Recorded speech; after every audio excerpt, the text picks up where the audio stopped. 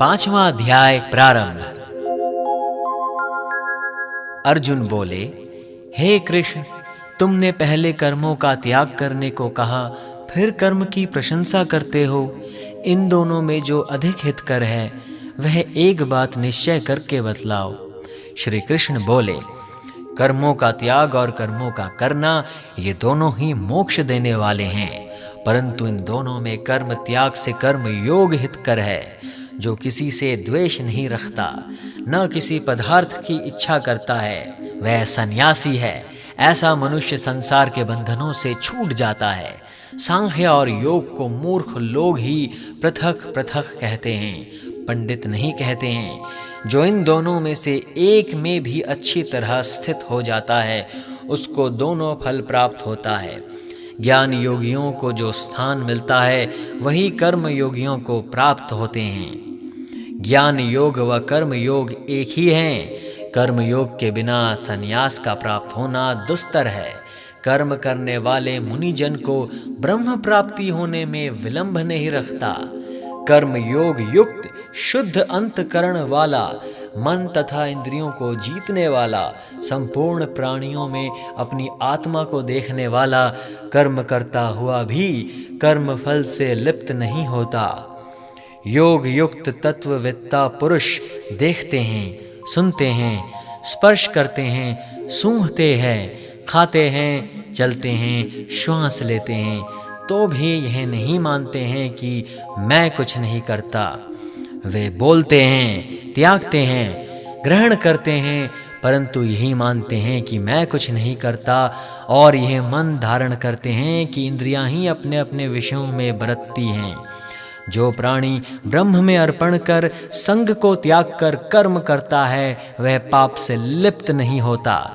जैसे कमल पत्र पर जल नहीं ठहरता, योगी जन शरीर से, मन से, बुद्धि से तथा इंद्रियों की आसक्ति से रहित होकर आत्मशुद्धि के निमित्त कर्म करते हैं। योग युक्त पुरुष कर्म फल त्याग कर मोक्ष रूप शांति का लाभ करता है, और जो योग रहित है वह कर्म की इच्छा के बंधन में पड़ जाता है।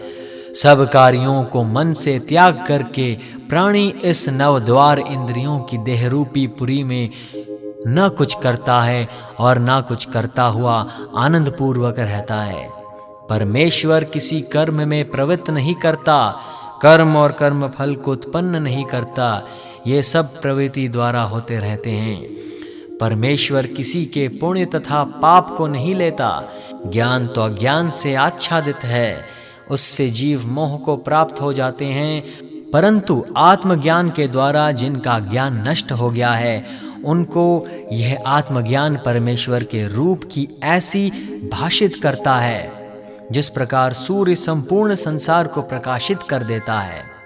उसी परमात्मा में जिसकी बुद्धि स्थिर है और उसी में मन लगाते हैं, उसी में निष्ठा रखते हैं, और जो सदा उसी के ध्यान में लगे हैं, ज्ञान द्वारा जिनके सब पाप नष्ट हो गए हैं, वे संसार में जन्मते नहीं। विद्या और विनय से संपन्न ब्राह्मण में, गाय में, कुत्ता में और चांडाल में पंडित जन की दृष्टि समान रहती है। जिसके मन में इस तरह की समानता उत्पन्न हो गई है, उन्होंने इस लोक में जन्म मरण रूप संसार को जीत लिया है। क्योंकि ब्रह्म निर्दोष और सर्वत्र समान है, इसलिए वे ब्रह्म को प्राप्त हो जाते हैं। जो प्रिय पदार्थ को पाकर प्रसन्न और अप्रिय को पाकर खिन्न नहीं होते, ऐसे स्थिर बुद्धि वाले मोह रहित ब्रह्मवेत्ता को ब्रह्म स्थिर जानो। बाहरी पदार्थों में जो चित्त को आसक्त नहीं होने देता, वही आत्म सुख का अनुभव करता है, और ब्रह्म में अंतःकरण को मिला अक्षय सुख मोक्ष प्राप्त करता है। इंद्रियों के स्पर्श से जो भोग हैं, वे वस्तुत दुखदायी होते हैं। उनका आदि भी है और अंत भी है। हे कौन्तेय, ज्ञानी लोग ऐसे भोगों में रत नहीं होते। शरीर छूटने के पहले जो मनुष्य काम और क्रोध के वेग को सहन करने में समर्थ होता है, वह योगी और सच्चा सुखी है। जो योगी आत्म सुख से सुखी, अंतरात्मा के आनंद से आनंदित और अंतर ज्योति से ही प्रकाशित है, वह ब्रह्म रूप होकर ब्रह्म निर्वाण मोक्ष को प्राप्त होता है। पाप जिसके नष्ट हो गए हैं, कुबुद्धि दूर हो गई, मन को जिन्होंने वश में कर लिया है, जीव मात्र का जो हित चाहते हैं, ऐसे योगी को ब्रह्म निर्वाण प्राप्त होता है।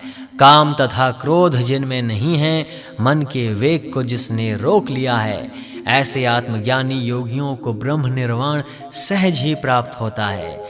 बाहरी पदार्थों के संयोग से अलग रहकर, दोनों भौहों के बीच में दृष्टि लगाकर, नासिका के भीतर चलने वाले प्राण अपान वायु को सम करके, इंद्रियां, मन और बुद्धि को वश में करके, इच्छा, भय तथा क्रोध को त्याग मोक्ष की इच्छा करने वाले योगी जीवन मुक्त है।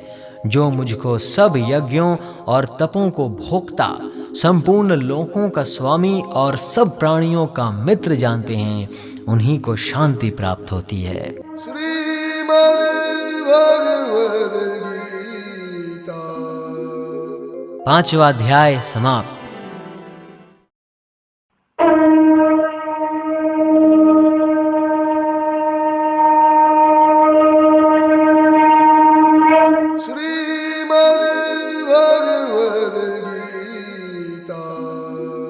छठा अध्याय प्रारंभ।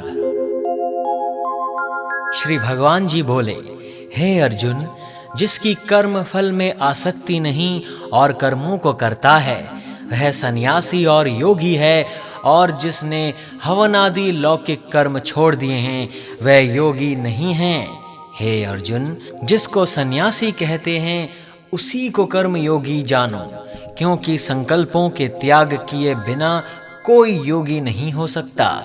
जो मुनि योग प्राप्ति की इच्छा रखते हैं, उनके लिए उनका साधन कर्म ही है, और उनके योगी होने पर उनका ज्ञान पूर्ण होने का साधन उनके चित्त का समाधान है। जब मनुष्य विषय और कर्मों की आसक्ति से छूट गया और वासनाओं को उसने त्याग दिया, उसी समय वह योगारूढ़ कहा जाता है।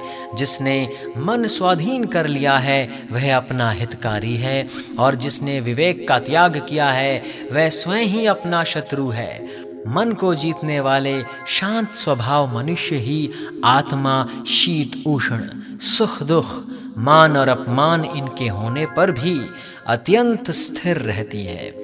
जिसने ज्ञान विज्ञान से अंतःकरण को तृप्त कर लिया है, जो निर्विकार हो गया है, तथा जिसने अपनी इंद्रियों को वश में कर लिया है, जो मिट्टी, पत्थर और सोने को एक सा समझता है, वही योगी कहलाता है।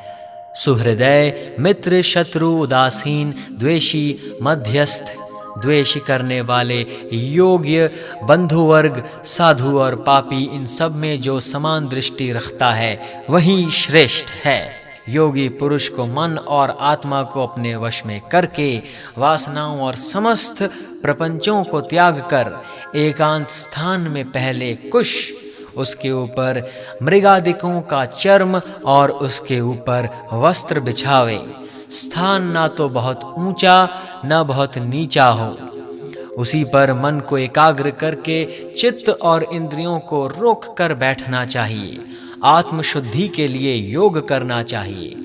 शरीर, मस्तक और गर्दन को सम करके अचल होकर स्थिर होवे, और अपनी नाक के अग्रभाग को देखता हुआ सब दिशाओं से अपनी दृष्टि हटाए रहे। भय रहित होकर शांत चित्त से ब्रह्मचर्य व्रत का पालन कर, मन को रोक कर मुझ में ही लीन हो, मन को योग में लगावे। इस प्रकार मन को वश में करने वाले योगी को निरंतर योगाभ्यास करते रहने से मुझ में रहने वाली और अंत में निर्वाण पद अर्थात मेरे स्वरूप में लीन करने वाली शांति प्राप्त होती है। हे अर्जुन, जो अधिक भोजन खाता है या अनेक दिन उपवास करता है, जो बहुत सोता या जागता रहता है, उसको योग प्राप्त नहीं होता। जो उपयुक्त आहार और विहार करता है तथा कर्मों का योग रीति से पालन करता है तथा जो यथा समय सोता और जागता है, योग ऐसे पुरुष का दुख मिटा देता है। तब संयम को प्राप्त हुआ चित्त अपने आत्मा में ही स्थिर हो जाता है और सब कामनाओं से निवृत्त हो जाता है। तभी योगी मोक्ष पद पा जाता है। जिस प्रकार वायु सहित स्थान पर रखा हुआ दीपक चलायमान नहीं होता, उसी प्रकार योगी अपने चित्त को निश्चल रखकर उसका संयम करता है और अंतःकरण की समाधि लगाता है।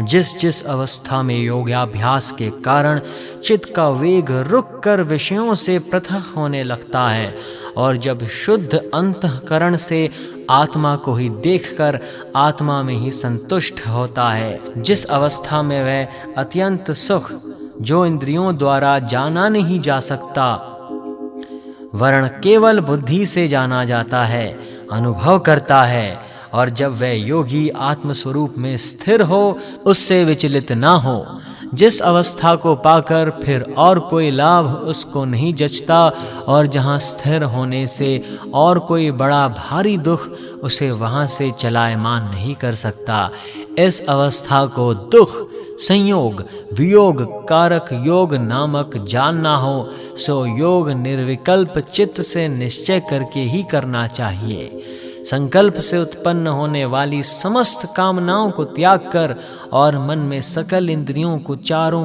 ओर से रोककर धैर्य के साथ बुद्धि को अपने अधीन कर धीरे धीरे विषयों से दूर हटे और भली भांति मन को आत्मा में स्थिर करके किसी पदार्थ की चिंता ना करे। वह चंचल और अस्थिर मन जिधर जिधर जाए उधर उधर से इसको हटाकर आत्मा के वश में करना चाहिए। इस प्रकार शांत चित्त तथा रजोगुण से रहित निष्पाप तथा ब्रह्म स्वरूप योगी को उत्तम सुख प्राप्त होता है। इस रीति से निरंतर योगाभ्यास करने वाला योगी समस्त पापों से छूटकर सहज ही उस परम सुख को पा लेता है जो ब्रह्मा के संयोग से प्राप्त होता है। जिसका मन योग में स्थिर हो गया, उसकी दृष्टि भी सर्वत्र समान हो जाती है।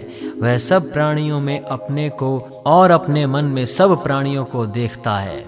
जो सब में मुझको और मुझ में सबको देखता है, उससे मैं अलग नहीं हूँ और मुझे से वह अलग नहीं है। जो अभेद भाव से रहता है, वह सब प्राणियों में स्थिर हो मेरा मनन करता है। वह योगी चाहे जिस अवस्था में रहे मुझसे मिलता है। हे अर्जुन, जो सब प्राणियों के सुख दुख को अपने सुख दुख के समान समझता है और सबको समभाव से देखता है, वही श्रेष्ठ योगी है। अर्जुन ने कहा कि हे मधुसूदन, आपने जो यह योग सिखाया कि सबको अपने समान देखे, सो मन के चंचल होने के कारण उसकी दृढ़ स्थिति अपने में नहीं देखता हूँ। हे कृष्ण, मन बड़ा ही हठी पराक्रमी और दृढ़ है। इसको अधीन रखना तो मुझे वायु को बांध रखने के समान प्रतीत होता है। श्री कृष्ण भगवान ने कहा, हे महाबाहो, इसमें संदेह नहीं कि मन अति चंचल है और इसे वश में करना बड़ा ही कठिन है। फिर भी हे अर्जुन, अभ्यास और वैराग्य से अधीन कर लिया जा सकता है। जिसका मन वश में नहीं है, उसको योग अत्यंत दुर्लभ है, ऐसा मत है। परंतु मन को वश में करने वाले प्रयत्न करते रहने से उपाय द्वारा इस योग को प्राप्त कर सकते हैं। अर्जुन ने कहा, हे कृष्ण, जिसमें श्रद्धा तो है पर जो योग प्राप्त करने में सफल नहीं हुआ है, जिसका चित्त योग से विचलित हो गया है, वह योग सिद्धि नहीं पाने से किस गति को जा पहुंचता है।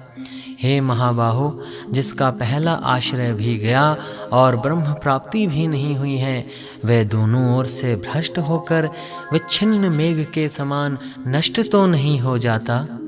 हे कृष्ण, मेरा यह संदेह आपको ही दूर करना पड़ेगा। इसको दूर करने वाला आपके अतिरिक्त अन्य कोई नहीं है।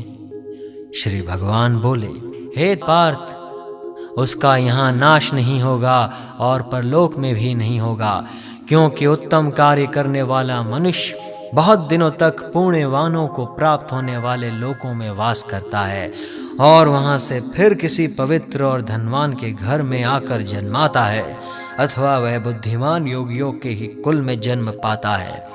इस प्रकार का जन्म पाना भी इस लोक में बड़ा दुर्लभ है। हे कुरुनंदन, यह योगियों के वंश में जन्म लेकर पूर्व जन्म के बुद्धि संसार अर्थात आत्मज्ञान को पाता है और पूर्व जन्म में किए योगाभ्यास के बल से अनेक विघ्नों के पड़ने पर भी वह मोक्ष को प्राप्त होता है। बड़े श्रम और यत्न से जो योगाभ्यास करता है वह पापों से अनेक जन्मों में प्रसन्न परिश्रम करके सफल होता है और परम गति को पाता है। बड़े बड़े तपस्वियों से योगी श्रेष्ठ हैं, ज्ञानियों से भी योगी श्रेष्ठ है। इसीलिए हे अर्जुन, तुम योगी बनो। केवल मुझ में ही मन लगाकर मेरी प्राप्ति के लिए जो मेरा भजन करता है उसको समस्त योगियों के मध्य मैंने अत्यंत श्रेष्ठ माना है। श्रीमद् भगवद गीता। छठा अध्याय समाप्त।